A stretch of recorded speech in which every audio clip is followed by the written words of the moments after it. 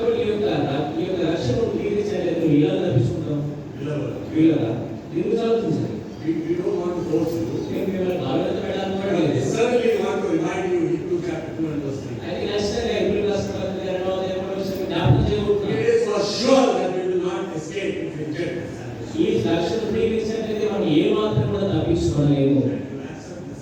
ఈ యొక్క రక్షణను అంగీకరించినట్లయితే Christ becomes your priority. మరి క్రీస్తే నీ ప్రాధాన్యమైన వ్యక్తి అవుతాడు. He doesn't become a formality. ఆయన నీకు ఒక ఆచార్య మారు. What will he become? ఆయన ఏమవుతాడు? He will become your priority. ఆయన నీ ప్రాధాన్యమైన ప్రముఖమైన వ్యక్తి అవుతాడు. And other things doesn't matter. మిగతా విషయాలను నువ్వు ఏమాత్రం పట్టించుకో.